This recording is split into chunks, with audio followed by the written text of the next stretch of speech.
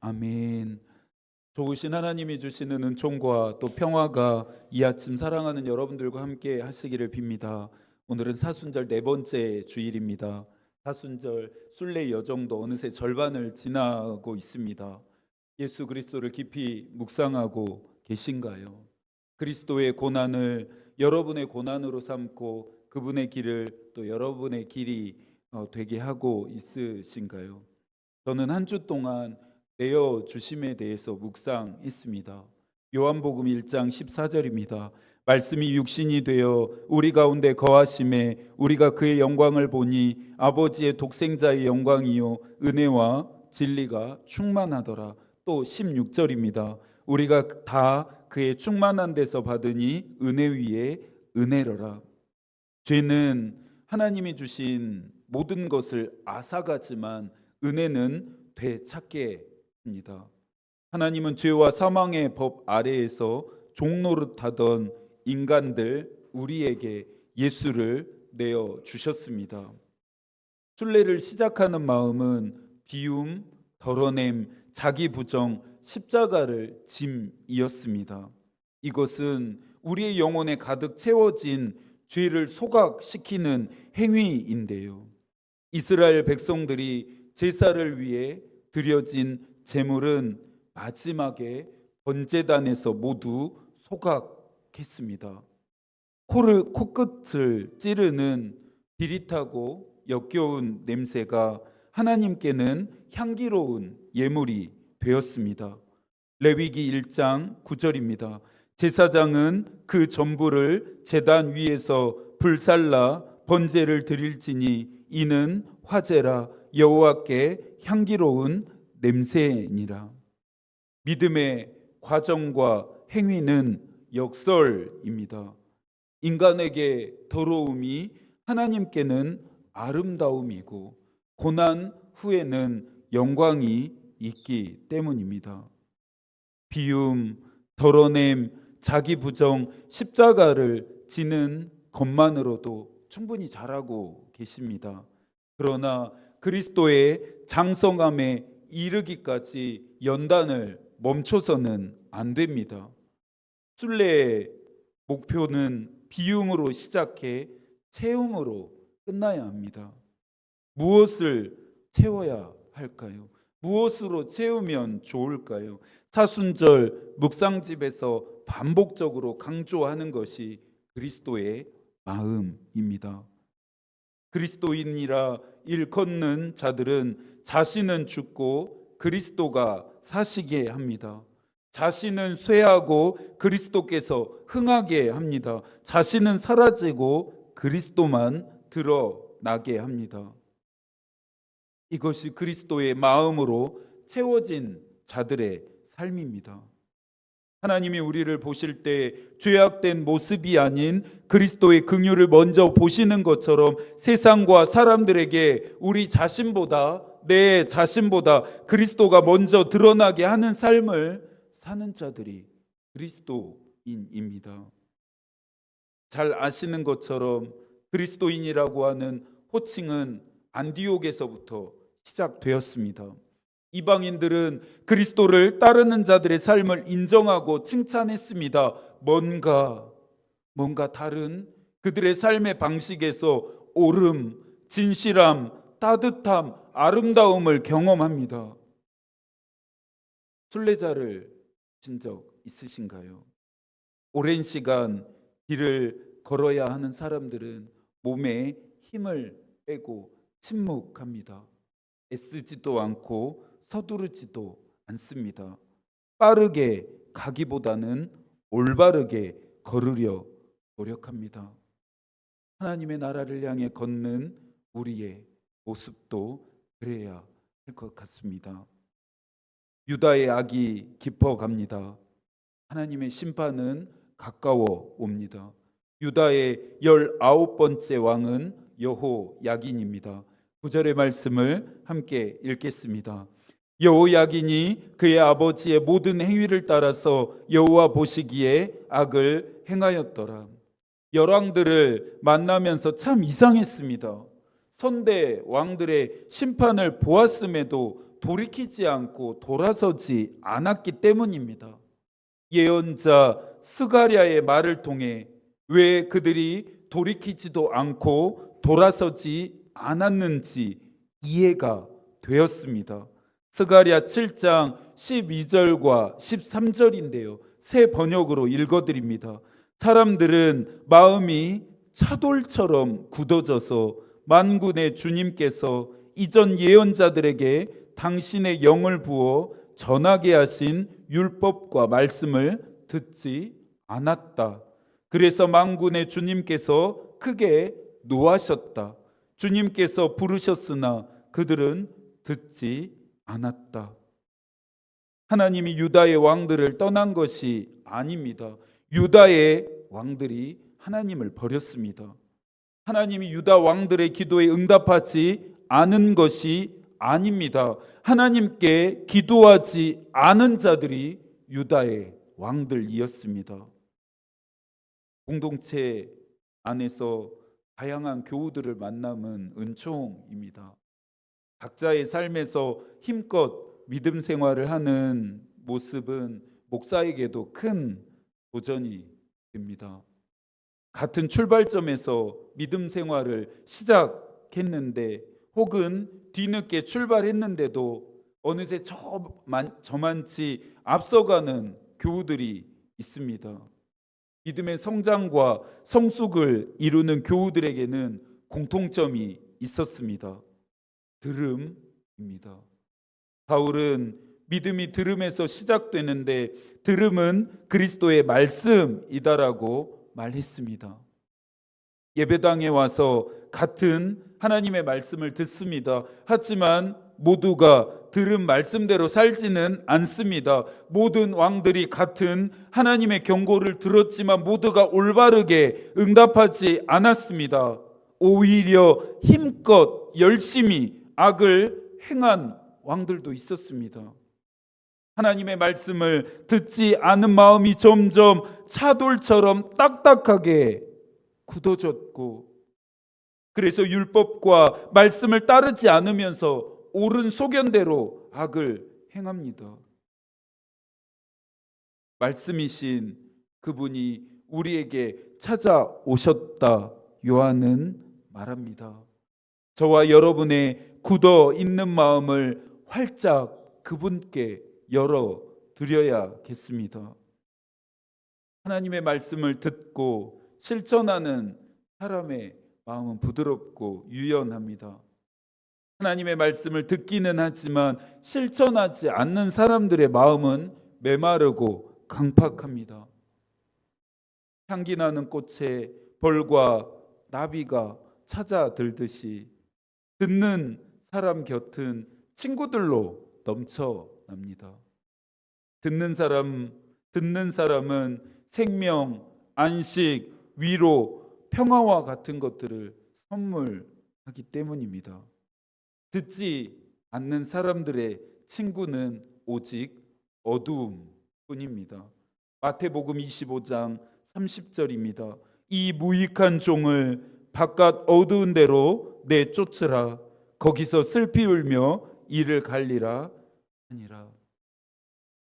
주님께서 부르셨지만 듣지 않았다라는 이 말씀이 오늘 이 아침 우리 모두에게 큰 울림이 됩니다. 오늘 전해지는 말씀을 나를 향한 말씀으로 들으시고 또 들으신 말씀을 붙들고 요시야처럼 자복하고 통회하실 수 있기를 바랍니다. 하나님의 심판이 실행됩니다. 바벨론의 군대가 예루살렘을 포위했고 느부갓네살 왕도 이내 도착했습니다. 고요함과 두려움이 예루살렘 성내에 교차합니다. 여호야긴은 이미 전의를 상실했고 전쟁이 아닌 화친도 아니죠. 항복을 준비합니다. 12절도 함께 읽어볼까요? 유다의 왕 여호야긴이 그의 어머니와 신복과 지도자들과 내시들과 함께 바벨론 왕에게 나아가매 왕이 잡으니 때는 바벨론의 왕 8째 해이라. 여호야긴은 느부갓네살 앞에 홀로 나아가지 않았습니다. 어머니 왕실의 고위 관료들을 대동합니다. 느부갓네살의 심기를 건드리지 않고 호의를 얻어야 했습니다. 결과가 어땠을까요? 이 장면을 새 번역은 다음과 같이 표현했습니다. 그러나 바벨로니아 왕은 오히려 여호야긴을 사로잡아갔다. 하나님의 패배가 아닙니다. 여호야긴이 졌습니다. 하나님의 떠남이 아닙니다. 여호야긴이 하나님을 떠났습니다. 13절입니다. 그가 여호와의 성전에 모든 보물과 왕궁 보물을 집어내고 또 이스라엘 왕 솔로몬이 만든 것 곧 여호와의 성전의 금 그릇을 다 파괴하였으니 여호와의 말씀과 같이 되었더라. 삼전도의 굴욕은 조선 역사에서 가장 치욕스러웠던 굴복 사건인데요. 이 일 후에 청은 조선을 향한 본격적인 유린과 수탈을 시작합니다. 여호야긴이 항복하자 느부갓네살도 유다에 대한 본격적인 유린과 수탈을 시작합니다. 열왕기 저자는 이 일을 인간사로 평가하지 않고 하늘의 뜻으로 해석했습니다. 여호와의 말씀과 같이 되었더라. 여호와의 말씀과 같이 되었더라. 열왕기 저자는 하나님이 히스기야에게 말씀하심과 같이 이루어진 일임을 강조합니다.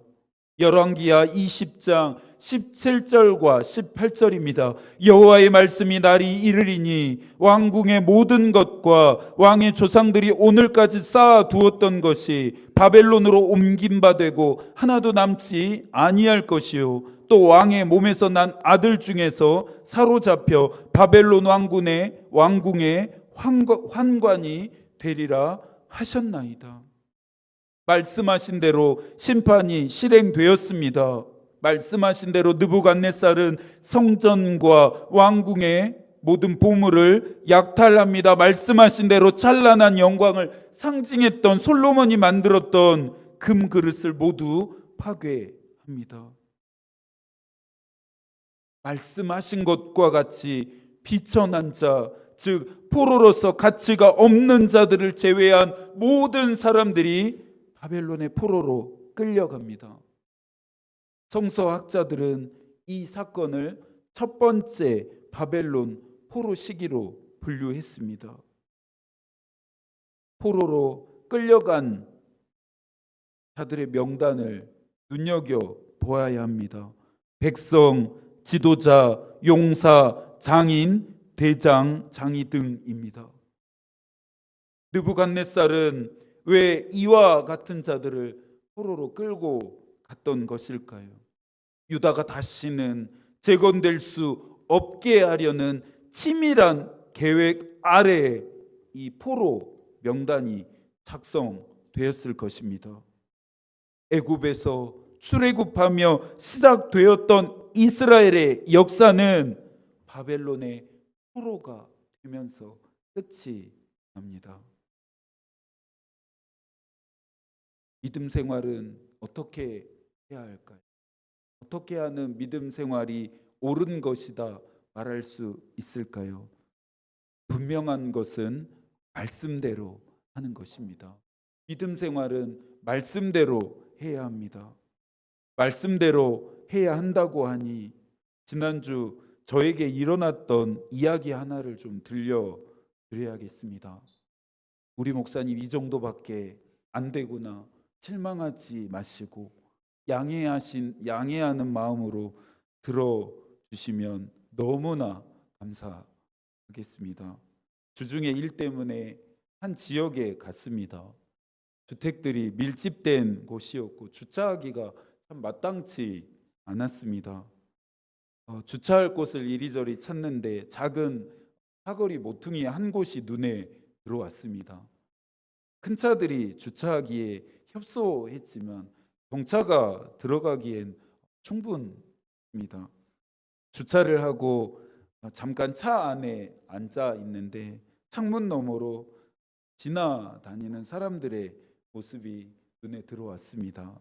그러다 갑자기 나타난 한 남자가 사거리 한 가운데서 핸드폰을 들고 무언가를 촬영하는 것 같습니다.